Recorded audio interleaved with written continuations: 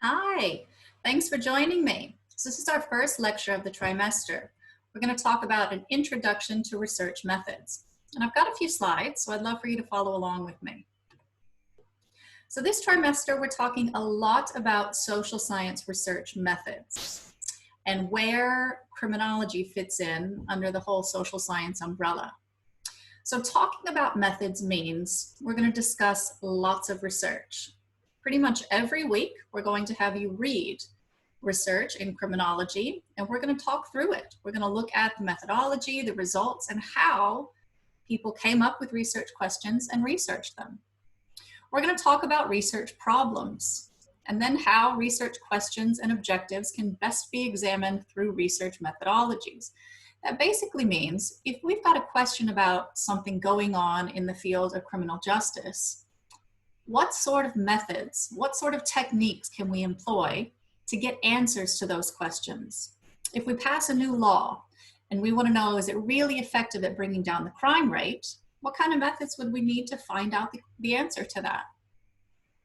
We're going to talk about how to analyze data. I'm not going to make you do any data analysis, but I'm going to talk about how would we do it if we did collect our own data, and how to have that data speak to our research findings. And finally, and maybe the most important part about research methodology, is the big question. How can research influence policy and make meaningful change? So we don't just do research for the sake of it. In criminology, we want to be attached to the real world and look at real people and real problems. So we want to make sure our research is impactful and it says something. And most importantly, it has a direction on where professionals should go, okay? Research is very powerful, and this we can make a real difference in. So what is research? Well, the formal definition would be, it's a systematic examination of a question using empirical evidence. So what does systematic mean? What does empirical mean? And what does evidence mean? Let's see. Systematic means we've got agreed upon standards. We've got criteria for a particular approach. It's planned, so there's some sort of system in place on how we go about getting data or getting answers to a question. And it's ethical. So that means we're not doing anybody any harm. So a systematic way of collecting data to try and get answers. Okay. Well, what does empirical evidence mean? It doesn't mean evidence coming from an empire, okay? That might be an old-fashioned word. But empirical evidence really means it's derived from robust standards for research. So that means we all do things the same way. Or what I mean by the same way is we do things with specific technique. So remember in high school biology or chemistry, if you're looking at presenting a hypothesis, running some tests, and then presenting results, we all do that in the same way, okay? And that gives us evidence.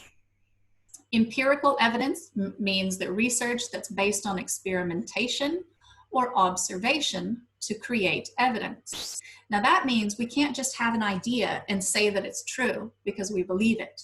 We have to collect data and build evidence to support our ideas, okay? And finally, data are able to be analyzed through quantitative or qualitative means. So this means an outsider should be able to look in at the data I've collected and say, oh yeah, I can see how that would apply here. All right, now you might have had some opportunity for this introduction in your intro class or even in your understanding social problems class, but we're going to get really into it in this class. So finally, empirical research methods means we need to focus on obtaining or gathering data and information from the observable world. That means I need to be able to see things, hear things, read things, count things. It can't just be ideas, all right? I have to be able to find some sort of data or information to support my point.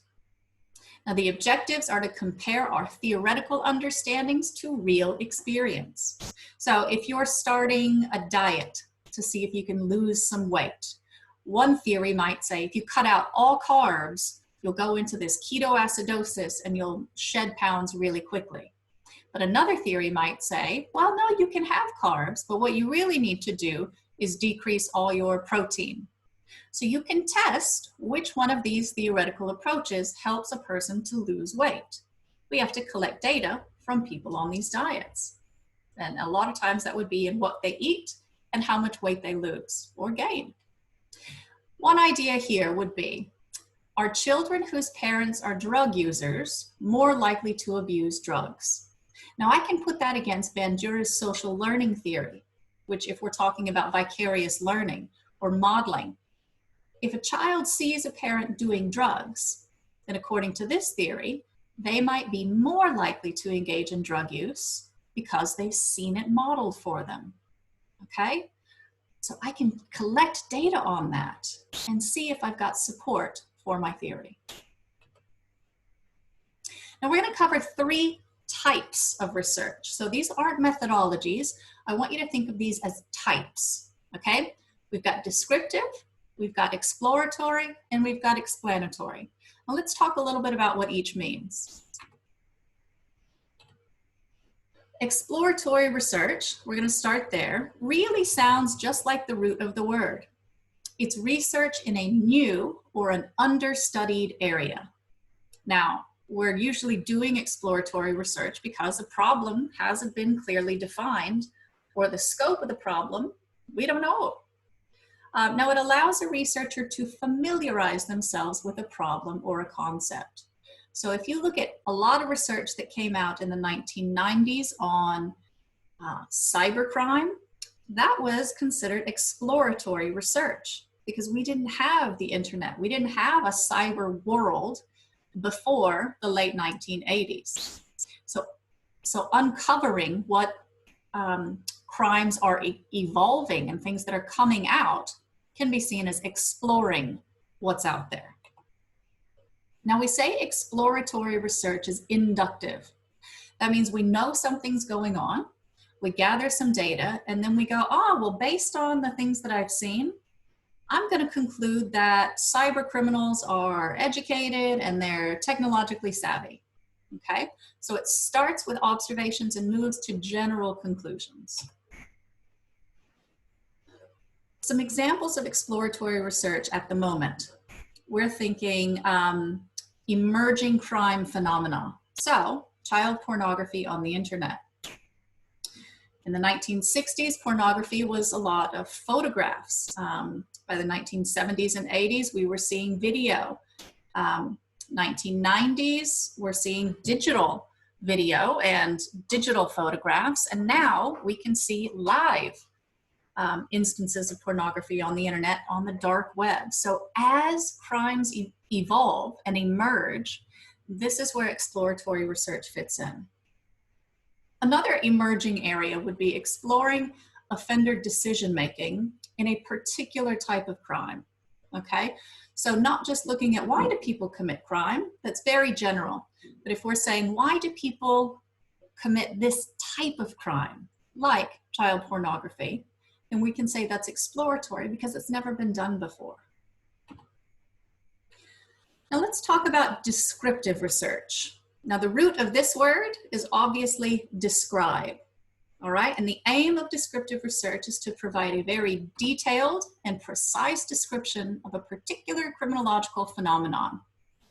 Now, we're really not trying to answer a big why question. We're just describing what and how much. Let me give you an example here. We might want to know about crime trends in our country, across our state, and this would be descriptive research. So instead of saying why crime has gone up or down, I just say, well, over the past 10 years, we've seen an increase of property crimes and a decrease of violent crime. So I'm really describing how much has gone on, where it's gone on, but I don't have to answer the why question.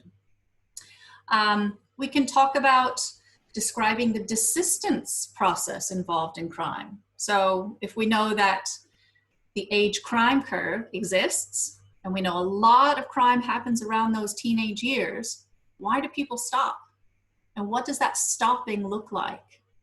I don't have to say why, I just have to explain and show the description of what's happening. Okay, so descriptive research is not necessarily trying to answer a why question. It's giving us a lot of information and a big description. Okay? Now, when we do talk about a why, we're thinking explanatory research. Now, the root of that word would be explain. So this sort of research is aiming to explain why things are the way they are. And it focuses on causal relationships. I want you to look at that word closely. So that is causal. It's not casual. So we're not looking at a casual relationship here. We're looking at if one thing causes another thing. If decreasing the amount of carbs in your diet causes you to lose weight. Okay? So this is looking to explain a phenomenon. Now, explanatory research is what we can consider deductive. So it moves from a general idea to more specific statements. So it can move more from theories to explanations, okay? Let me give you an example. If we're looking at why some groups of people commit more crimes than others, why do males offend, especially violence, at higher rates than females? I could do a study and compare male rates and female rates and try and come up with the answer to why. Is it life situations? Is it hormonal? Is it strain theory? But that would be explanatory, okay? I'm looking for a relationship between gender and offense. Another one I could look at, explanatory, would be why some forms of crime tend to be found in specific areas. So why fights often occur outside a nightclub, whereas they don't occur outside of the courthouse. So this would be looking at the relationship between places and types of crime. So really, I'm trying to explain why something is happening or answer the why question with explanatory research. Now, let's talk about one research question, and let's walk through it here. Does resisting rape increase the risk of injury? And this comes directly from this article written in 1992.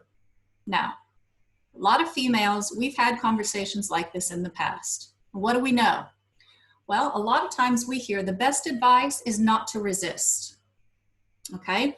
Don't resist if you're being assaulted, and you probably won't get killed. You might get raped, you might get hurt, but you probably won't get killed. That's all the information we've been told, especially growing up.